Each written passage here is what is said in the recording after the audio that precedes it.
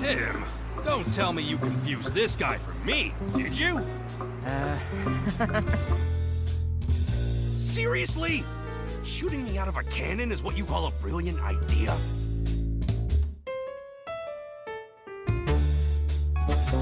What are you thinking, Pikachu? It all makes sense now. Bolt of brilliance!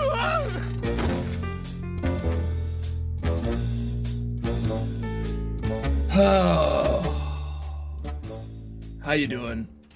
It's me, Detective Tandelure, There we go. aka Tanner Greenring. As you know, I am a hard-bitten Pokemon detective here in Ryme City. I'm sort of rising through the ranks, sort of a star lieutenant, have a lot of direct reports who are real up-and-comers like this guy Tim Goodman, and of course I have my Pokemon sidekick here beside me. And actually, if you need anything, let me know, because welcome my Pokemon sidekick, Fjillish. Frillish. Detective Fjillish. Is that what you said? Fjillish, yep. That's AKA me. Joshua Fjellstead, yeah. And I'm a Pokemon? You're my Pokemon sidekick, yeah, and this version of Pokemon, or in this, like, you know, like, island nation of Pokemon, the rules are a little different. City-state? There's not really battling, although people, like, kind of talk about it. They're like, haha, your Pikachu can't zap me. So I guess here, it's not, like, beyond, it's not outside of the realm of possibility that a Pokemon can, at the command of another person, harm you. I think that's right. Because Keith all this week is like, your Pikachu can't even do Thunder Shock. And Keith guy. in the movie, it's canon that there's like underground battling, like Fight Club. Well, Joshua, I don't think we can talk about the movie because we finished our investigation into the disappearance of Tim Goodman's father, Harry Goodman, this week. And I will say, as someone who's seen the sort of cinema adaptation of this, they took it in a slightly different direction. Yeah, they took some liberties, I would say. I think they leave a little bit more open to interpretation and sequelization in the game. But we'll get to it. Yeah. We'll get to it. Let's not get ahead of ourselves. I forgot Joshua, about that, we're playing through Detective Pikachu. That's right. This is the final episode of it. This is the final episode. Yeah, we've been sort of following this guy, Tim Goodman. He's a young kid. Although this week he's like drinking black coffee and smoking cigarettes and like having feelings for like the pretty young producer over at GNN. So our little Tim is growing up right in front of us. Oh, yeah. And unfortunately, he's got a pretty incorrigible role model who he's sort of palling around with these days. Yeah, I think the Detective Pikachu has sort of been rubbing off on him, and not necessarily in a good way, I would say. I would even say not necessarily even in one way. He's feral. And he has unlocked the beast in Tim.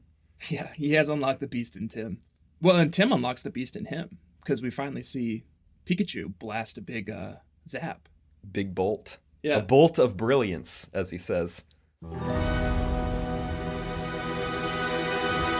Let's start at the beginning. We're hot on the tails after last week of Keith, who's like a maybe double agent who's using GNN as a cover for some reason to smuggle or sell or, I don't know, distribute R, this highly volatile Pokemon psychedelic that sends any Pokemon who catches even a whiff of it or a sip of it or a capsule of it with rage, like in 28 Days Later.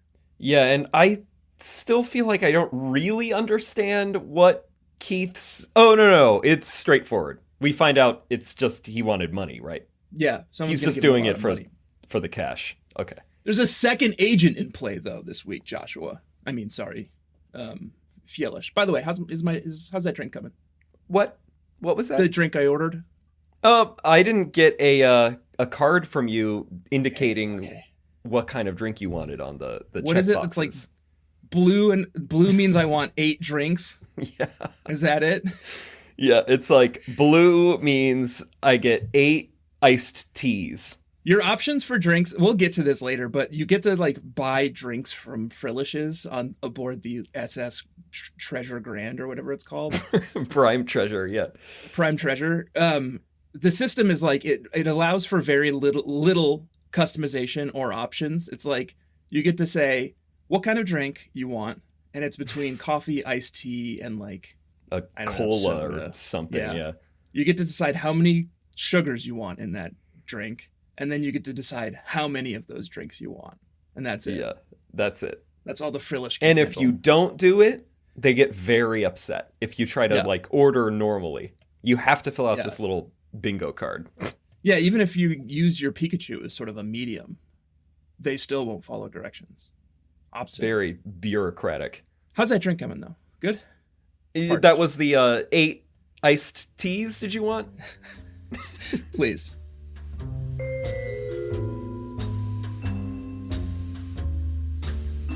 There's a new agent in play, Joshua, and it's this like buzz cut who works down at the docks, the warehouse. Yeah. Oh, who's been seen canoodling with Keith. The one that we learn the Machokes and Machamps were like admiring his muscles. Did you see that dialogue? Yeah, pretty buff dude. Muscle admiration. Yeah, in real this guy to look up to. generation of Pokemon in general. In my version of the game, I don't know if it was in your version of the game too, but there was an extended sequence where he tried to beat the shit out of a child. Whoa, I didn't recall that. And his Pikachu friend literally was trying to murder them. The factory manager, right? Yeah.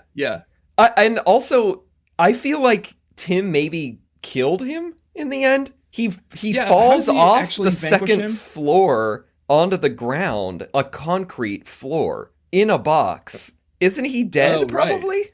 I mean, that's some Schrodinger's cat shit. You know, it's like that's how Pokemon and like Batman get away with saying that they never murder people. It's dealt with off screen. Yeah, it's like, oh, I don't know if he's murdered. You know? Yeah. That guy was a real dum-dum. I also don't really understand how, like, we entrapped him in a box. Well, I mean, first of all, he couldn't break down a door that was being blockaded by this, like, 18-year-old little twink. Yeah. He couldn't break it down. This adult, burly man whose muscles were being admired by a Machoke behind him. Yeah. And then we dump a box. Oh, God. That's definitely what's going on, though. You're right. We dump a box on this guy, and then his reaction is not to remove the box. It's instead to punch out 2 holes on the sides for his arms, and to be even like though a he can't wacky, see like, bonko anything. Guy. And then he bumps into a railing multiple times before he realizes that it's like he can't keep moving forward. And then we push him off and he dies. Yeah, and then Tim pushes him to his death. Yeah. Like, what? You don't see it, but you hear this like really sickening crack, you know?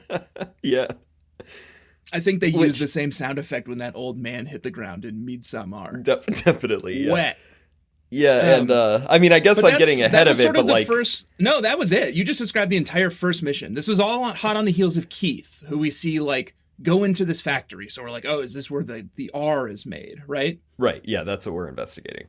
And it's a pretty fun one. Like, you're sort of like, you're actually doing some goddamn, like, spy work for once, Tim. Not putting your fucking foot in it like you always do, but, like, you know, stalking up on the catwalk, watching down on the conveyor belt, like watching you have to R get shipped off. Scout out the location from the second floor. You collude with the spinner rack.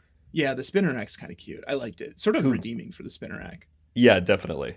A couple of these games, these side quest games, everyone knows that we are not huge fans of Mystery Dungeon, but we appreciate that there people are. And I will say one thing that I did like about it is that it gives personality to some of these fun Pokemon, like that sassy Kangaskhan. That's probably the best part, yeah.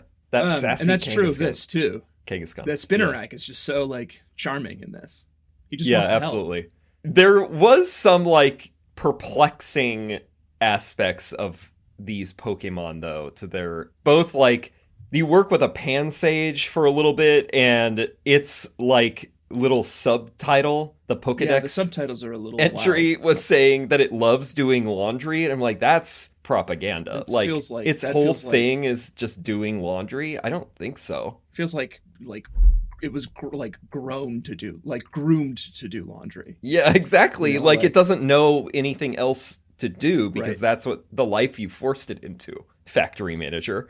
That's what RIP. they're there for. That's like how they're registered, so people have, like know whether they're being treated fairly. Oh, and the Accelagor. Yeah. It sort of makes you really like fall in love with Accelagor, who's just this like speedy little guy. Oh yeah, very helpful. He's just zipping around. Whose friend is he? Is he Amanda's partner Pokemon? No, he's Detective Baker, I think. Detective Baker's. He's great. Yeah. I love that little Accelagor. He was good. I did not like the Pelipper message delivery system that goes on. Well, we saw that at the in Ryme Wharf. In Mystery Dungeon too. Oh yeah, you know what? You're right. But that makes a lot more sense when it's Pokemon to Pokemon. But in this case, Pokemon. and it's implied that, you know, this Sapient. is relatively contemporary, if not in the future, the timeline. Like they've got phones and shit. Presumably they have walkie-talkies, but for some reason at this wharf, they use Pelipers to deliver messages to each other from worker to worker. And then they complain about, like, first of all, it takes forever. You watch this thing Well, I think flap. they don't. It's like a union thing, I bet. You know, like I bet they're like, you know, like calls and texts are tracked, so they had to find this sort of like solution around it. Okay, if it's like if it's a rising up, workers' you know? rights thing, Yeah, then it's I'm a workers into it. like revolt thing. They're keeping like it on this the down shadow low, even if they have to message deal with a network. soggy, slobbery note. Yeah, Because man. it goes in the Pelipper's mouth. Look at you over here, Elon, like sitting here like oppressing the worker. No, I was supporting workers' rights. Yeah, right. That's why I think that it's fucked up that the Pan Sage is forced into this life of just doing laundry, and then it thinks that it loves that. Yeah, shouldn't a pansage like be out in like the jungle somewhere? It's like a plant Presumably. monkey. Plant monkey, yeah. Like, go release it in whatever like Poke Earth's Borneo is. What are we doing here in Ryme City? Pokemon's like Singapore. What do you like? What's the equivalent of this giant like city state? I think Island. Singapore is roughly correct. Yeah, that's what I've been picturing essentially. Let's Surveillance state. Yeah, so that's why they got to use those Pelipers. we sort of, and this is on us, and we're adults. We're two grown men. You know, I'm almost 40, and you're fast approaching, Josh. It comes at you so fast. You have no idea. Still lower 30s. Lower 30s. We should be responsible, and I'm responsible enough to say this is on me. Did we lose our like star 18-year-old twink detective? Yeah. Did he fall in a crate and like get shipped off to somewhere and we completely lost track of him and he's just like in the wind? Yeah. Sure. I have no idea where he is now, but that is what happens to him at the end of chapter 7, as he and Pikachu get locked into a crate of R. Yeah, they do end up getting caught by Keith or one of the lackeys after talking to some scientist who is also being held against his will, who is the one manufacturing all of this R. It's just like he's in it for the science. Right, he just wants to like make progress in scientific innovation, and if he has to like collude with criminals, then that's what he has to do. He's just following Well, orders. and psychotic, like ultra psychic Pokemon.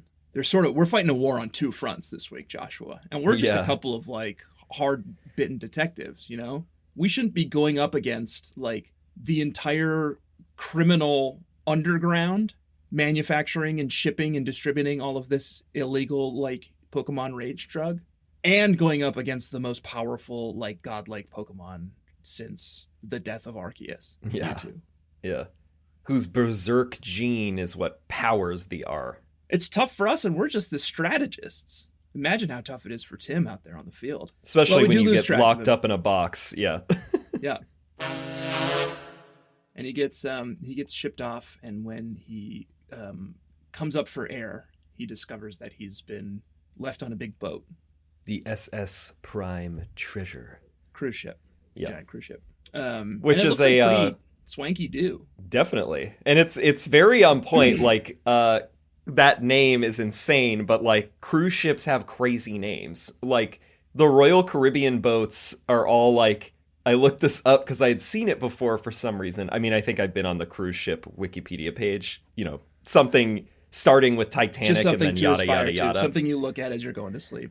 Yeah. Oh, someday, Bobby and I will be on a cruise ship. Someday I'll get to ride the harmony of the seas, or the Spectrum of the Seas. All of theirs are of the seas, whereas like Carnival's are like Carnival Symphony or whatever. Odyssey of the Seas, they're insane. So Prime Treasure is like sounds stupid, but like that's actually pretty realistic. And this is our biggest ship yet in I think Pokemon lore. Oh like, yeah, it's like a fucking floating city. It's like it's like a floating fortress. Admiral Mr. Squirt would be envious of this thing. Yeah, you're telling me. He's tried to sneak in and get like a look at their like schematics a few times, and then this like stalwart nose pass is like, no, out of here. Can we talk about the nose pass thing? Sure. Yeah, I didn't really understand his dynamic. We're on the SS Prime Treasure. It's like a huge luxury ship. And for some reason, even though we've been shipped here with in a case of R, Amelia from the station, GNN, has apparently just come here. Happens to be here. She's here to interview a famous chef. She's like the producer on a bit where the host of the GNN show is interviewing a famous chef, Chef Gino. Yeah. Who's aboard the ship. Crooked chef. Yep. So isn't that happenstance? Wow, this keeps happening. How do we keep bumping into each other? Yeah, it's pretty funny. Almost like a meet cute.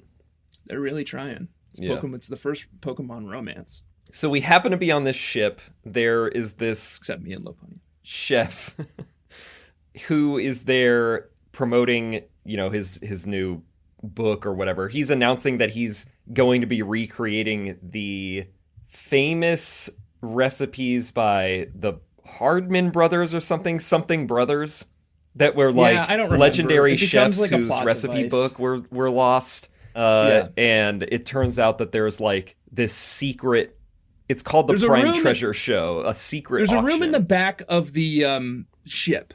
It's being guarded by a man, like a scary man, like a man who's meant to look imposing, Mm-hmm. And two imposing Crocorocs who won't let you in. Right. So we're like, oh, what shadowy thing could be going on behind that door?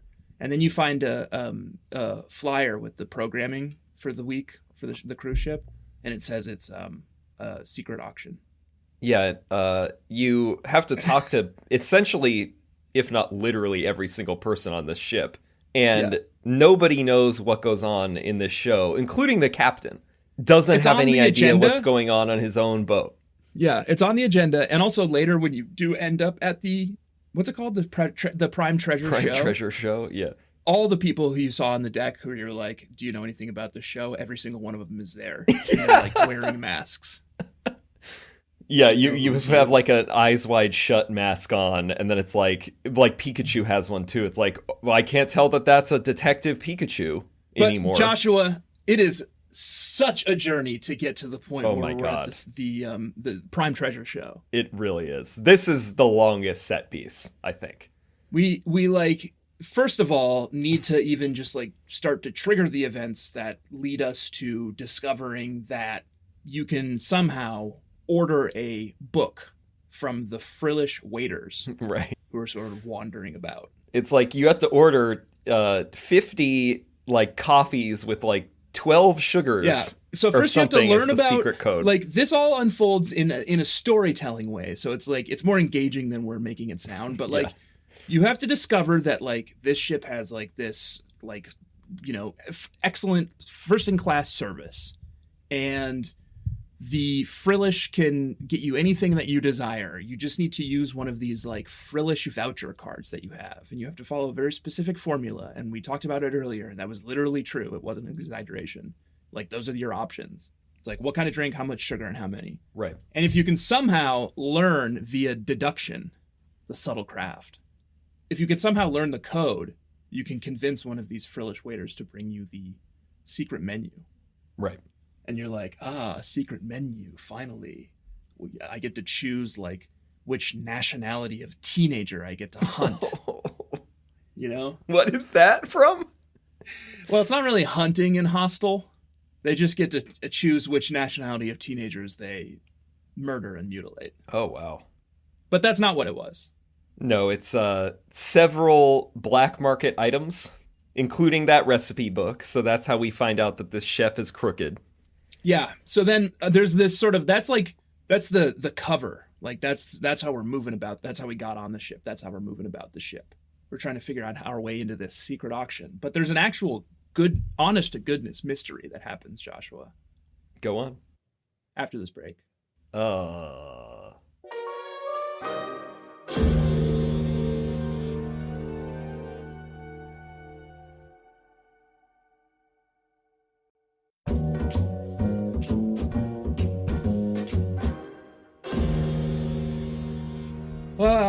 Welcome back, Detective Fjillish. How's that drink coming? Another round? Yeah, why not? It's Sunday afternoon.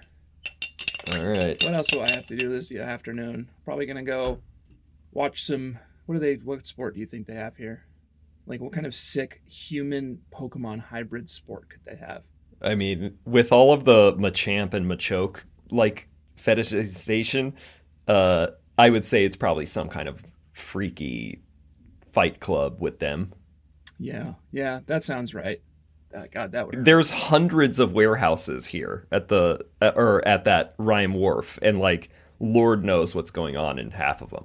No, yeah, I would hate to. It's mostly that. Crack the lock on even one of those places. We're past that, Joshua. We're on the Prime treasure boat, and we've solved the mystery and gotten the menu, and we know that everything that's on the black market auction for later in the evening, except one thing on the menu that has somehow gone missing from the auction. It's actually how we even discover there is an auction in the first place. Mm-hmm.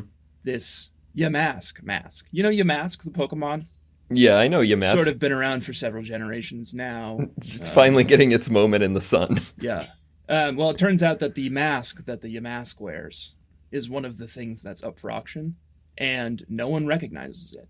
Everyone's just like, here's some kind of ancient mask. But it turns out to be like a MacGuffin. And MacGuffins are so dangerous for hard-bitten detectives like us, Joshua. What is that reference now? You have to be so careful. A MacGuffin isn't a mystery. It's like a thing. It's like a red herring.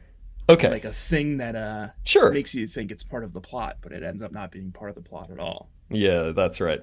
And that's true here, because the Yamask mask that is actually not a Yamask at all and not part of the mystery in any way, and actually never once even manifests into a Yamask. Right. Just remains a mask the entire time. Just a regular old mask. Maybe it's just a dead Yamask. Maybe that's what they look like. Is not every Yamask dead? Isn't that part of their thing? It's like they haunt. It's a ghost. I mean, they're already dead. Sure. And I think it's inhabiting like some earthly possession that was attached to it. Maybe this can be sort of a grand unifying theory for ghost types in the game. And maybe this is something we can kind of trademark. Is there's one evolutionary line of Pokemon, of ghost type Pokemon, and it's Ghastly and Haunter and Gengar. Yeah. And every other Pokemon is just one of those three Pokemon living inside of something. Oh yeah. Oh, you know what? I would support that. How far does that go? When does that start to fall apart? I don't know. I think it stands up because I meant to mention this in the last episode, but there was a cutscene where we encounter a Mimikyu in the GNN studio. Yeah. And there's a cutscene you can engage with Detective Pikachu that's like not related to the story. And he does this every now and then. He'll sort of pull you over to like Pika prompts. Like, what is his Type 5, you know? Yeah. And there's one in the GNN studio where you can engage with the Mimikyu, and then Pikachu is like, "What's going on under there anyway?" And then he tries to like, you know, reveal whatever is under the Mimikyu. Yeah, and then the screen goes black. Yeah, which is a nice touch because we learned earlier in this generation that nobody knows what it looks like under its Pikachu costume. Yeah, I think it's probably a Gengar. You black out and 10 years is taken off of your life. So yeah, it's like a Medusa type situation. You're never going to smell your grandchildren's hair, Tim.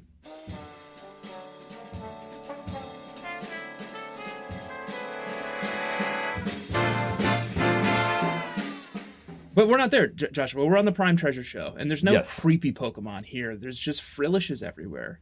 Some of them are pretty obstinate. I would say so. There needs to be a workers' revolution Like, these Fjillish are being mistreated. They make you do a mini game where they're like, we drummed up a little cash for you to participate in the auction. $90 million. $90 million. That's taxpayer money. So be very careful with it. And make sure that you save as much as possible to bid on the R. Remember why we're here, everyone. The R. Yeah. Don't get distracted by the mask thing. It's gone. The subplot is done. Oh, wait. We're not at the show yet. There's a whole other subplot we have to do first. Chef Gino.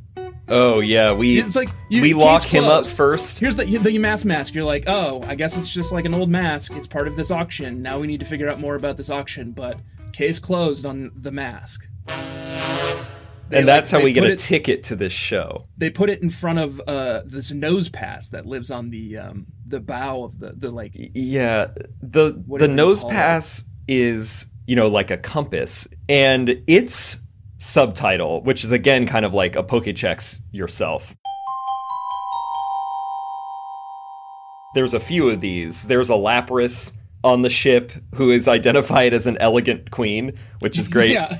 And she's like surrounded by little briones like splashing in the water. Yeah, in a pool. And doing then bubbles. Fjillish is similar to the Pan Sage, is identified as a stunning waiter. That's its whole thing. I mean, they are really its good. job is its whole thing.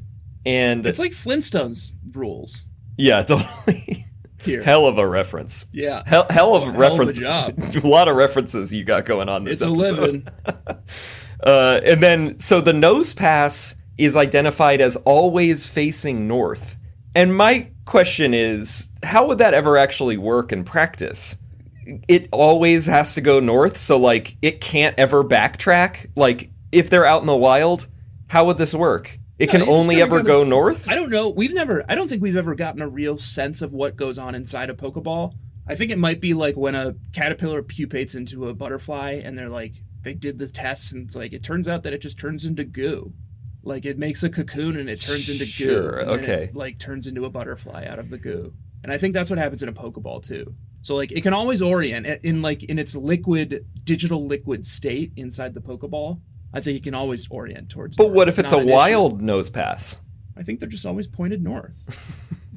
And if they want to go somewhere if you that's not bump north, it, they have to walk it sideways. Reorients toward the north. So it's like, I wouldn't want to be a nose pass. I think if they that's probably my have thing. really low metabolisms. They don't seem to move very quickly. So I don't think they need to eat all that often. I think they probably spend most of the time just standing in fields, pointing north. What a life. And what a helpful Pokemon. You're lost in the minutia. The Alolan jungles, and then you come to a clearing and there's like a nose pass there just pointed due north, and you're like, oh, finally. When you put it that way, this is a bonus point for nose pass. I would say its reputation is slightly improved now. Yeah. So the mask goes missing, and we're like, okay, now we've got to find our way to the auction. But first, someone's stolen the recipe book. Yeah. And then now we have to solve that mystery. And you will not be surprised to find out that it was Chef Gino. Exactly, yeah. The famous chef who's aboard. Publicly, in an interview, claimed that he was going to be recreating these old recipes from these chefs who wrote this recipe book. Yeah. And then, it's gone. Interesting. It's all just a cover, though. It's all just a ruse to sink us deeper into this mystery, Joshua. And to make this leg even longer. Now we're here, the auction. First, we have to put on our, what did it say? Business casual? No, I think it was like black tie. No, it was like cocktail hour or something like that. Because Tim wears like a pair of khaki Yeah, slacks. he gets a suit from this woman, Miss Rose. She's the one who is also we help with the mask. Yeah, she's got a stateroom. I guess all of the rooms are privately snuggle. Owned. He's like a weenie. She's a very Rose Dawson from Titanic energy. Yeah. Like that name feels pretty pointed to me, that she's Yeah. Miss Rose. It's been 84 years. And she's just always telling you a story, and then I haven't seen it. she gives you... God, it's just so frustrating, Tanner. I was just joking. I was going to see how you reacted. No way. I hadn't seen Titanic. You dare to claim that you haven't seen Titanic in the 25th anniversary year? Yeah, I knew you would flip out. That's why I said it. And she gives you a suit. And then Amelia's there. Much like the unsinkable Molly Brown gives Jack one in Titanic. Amelia's there doing her job, and Tim corners her, and he's like, so you have a date for this black market auction? Yeah. And she's like, I guess not. I'm like, you're working. Here's your $90 million. Yeah. And that's a write-off for the government. Don't blow this. Secure that R, but also make sure you secure all the other stuff too. Yeah, and don't fucking blow it. You go around and man? Like, you're entrusting this little twink to have to spend $90 million worth of taxpayer money to recover all these black market items? There's 2 other items it's like a I don't know how they're judging you after you've secured them or not, but you do have to bid on a little Pikachu cape. Yeah. And the book, the recipe book. And so you go around and talk to all of the other bidders, and you're sussing out what their strategy will be for bidding. And there's 3 rounds, and you can find out, like, this person has $40 million, and this person is like, go big or go home, or this one is very, like, reserved or whatever. Not having achievements makes it very hard for me to determine whether or not I did well. Is it possible to get both things? I don't think so. I don't know. I didn't. I got the cape because I got obviously. The book. Oh, no, the cape is what you go for. I was trying to get both of them. I thought I had a strategy figured out for the first guy, but then, you know what? There's this timer that they like trip you up with. Like, there's only 3 rounds. So it's like, oh, this guy, I can't even remember what the first guy was. He was like, he was maybe go big or go home. And I was like, I'll just keep like slowly outbidding him and making him like go like bid too high. And then all of a sudden it was like, and now bidding is closed. Congratulations to this guy. And I was like, what the fuck? Yeah. And you can only bid 3 million, 5 million, 10 or nothing. Right. And you only have 90. So securing the R is not an option. No, there's no way. You have to get that. All I got was the cape because I knew it was worth it for Joshy's sweetie.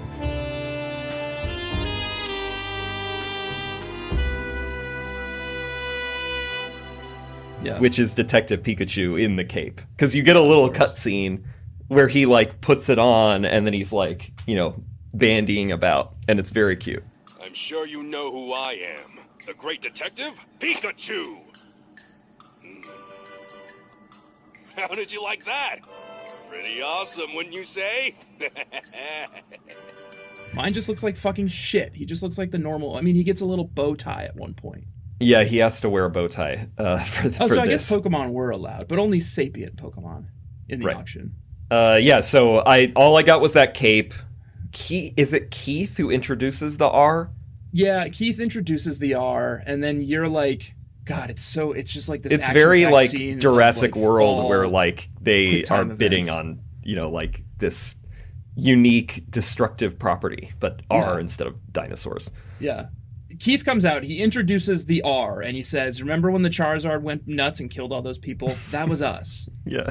Don't you love it? And then, like, fucking Hothead Tim, this is why you don't send a fucking, like, teenager in to do detective work. Because Hothead Tim, like, whips off his mask at this secret auction. By the way, you know who else did that? Tom Cruise in Eyes Wide Shut, and he got fucking, like, murdered for it. Yeah. Idiot. Did you even watch the movie? Yeah.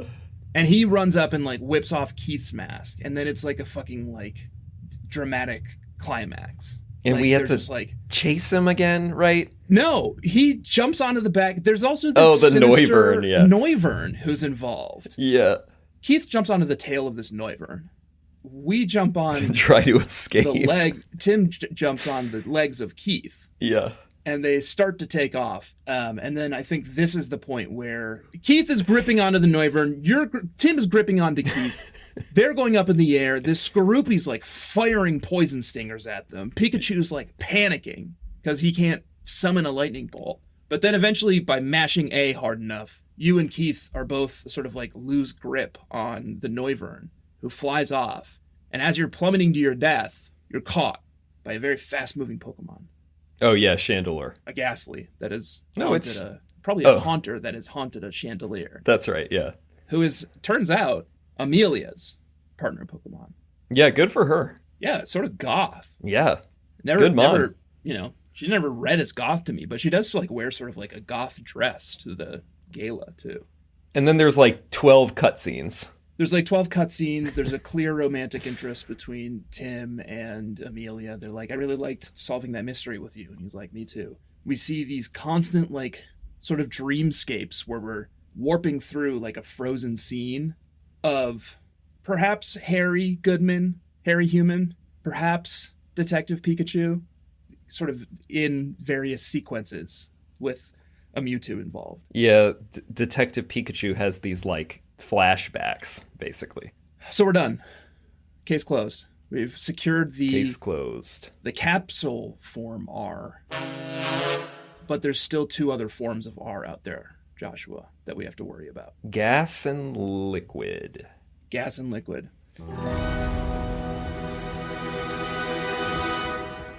So now we're back at Ryme City. It's Pokemon Carnival. Everyone has everything's out. Pokemon, human, everything. It's pretty wild. It's everything is just out. And everyone's having fun. Except Tim, human.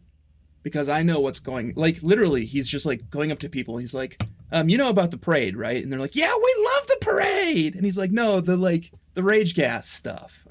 And they're like, no, what? No! Yeah, Carnival! So Tim has to, like, run around Ryme City. Yeah. Trying to find the last 2 remaining supplies of R before whatever sinister force is pulling the strings of Keith. Yeah, because Keith and the Mastermind, as they're now known, have a scheme to release all this R during the carnival, and then, all the Pokemon are going to go wild and in a murderous rampage. At the beginning of this section, they do a cutscene where they march by all the Pokemon who are going to be in the parade, and it's like, oh god, these Pokemon are going to fucking wreck these people. Yeah. So you're like, oh, we got to put a stop to this. We've got to go find where this gas and where this liquid R is. And we're back to one of the most, my absolute least favorite kind of detective work in this game, which is we're no longer going to give you any clues. You know what you're looking for. Now you just have to find that place on the map and hit Pikachu because he's got a little question mark next to him. Right. You have to find the precise place to hit Pikachu so that you can continue playing the game. Because the R is like, you first of all have to talk to every single person and Pokemon.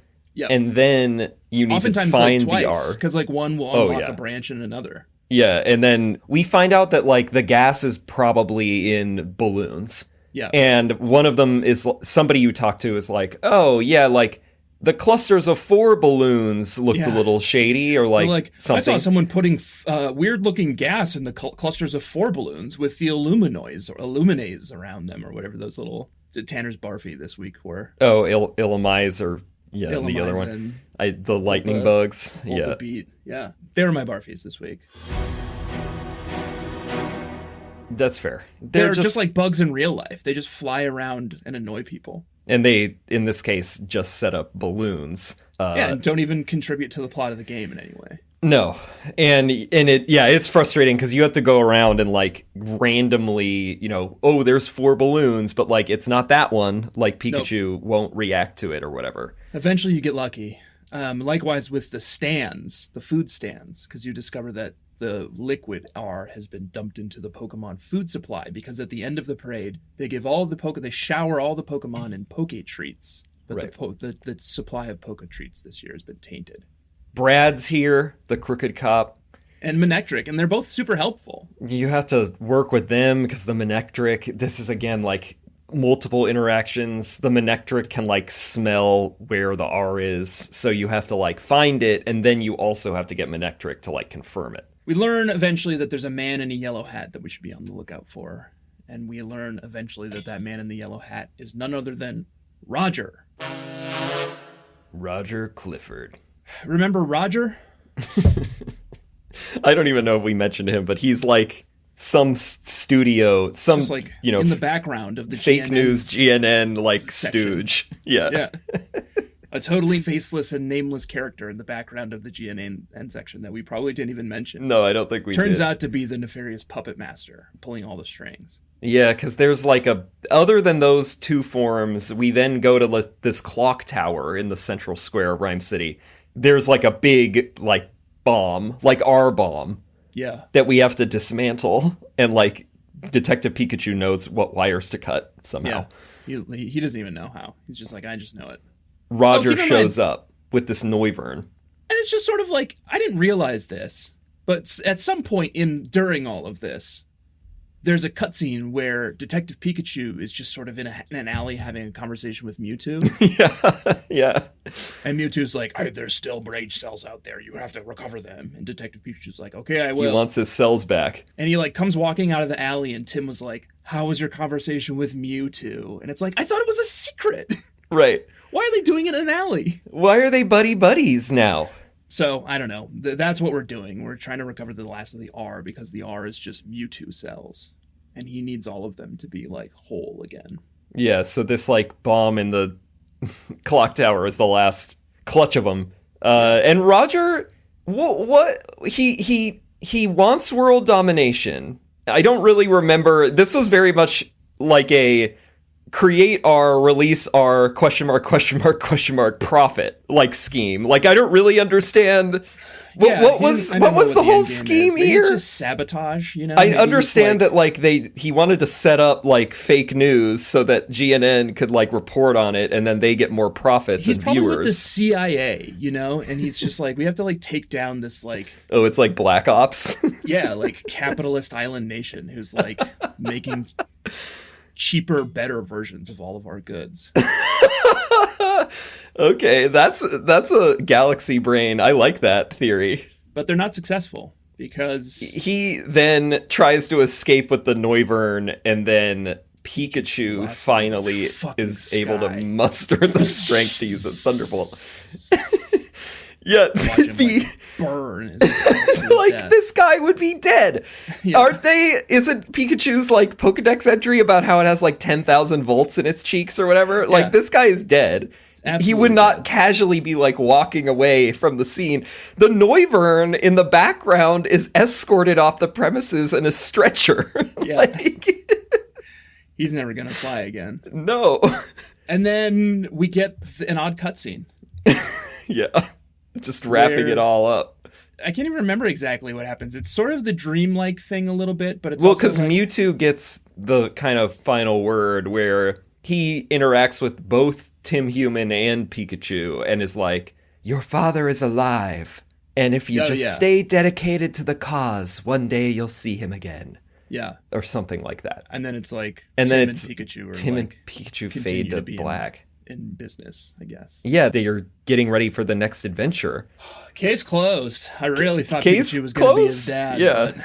But guess not. I forgot that we don't actually get conclusive ending here, and they literally set it up for a sequel, which is in hopefully development hell. I think both the game and the movie. Although I think actually, like, this last week for listeners, but Detective Pikachu 2, the movie, is back on, and they got a director. Ooh. But the movie, how is conclusive, because it's revealed that Pikachu was Tim's father. Psyche into Pikachu's body. So how can they? What's going to be the setup there? Whereas the game is perfectly set up for a sequel, and it was supposed to be on Switch, and who knows what happened. Bakes my old crusty detective noodle a little bit too much there, Detective Fjillish. By the way, how's that drink coming?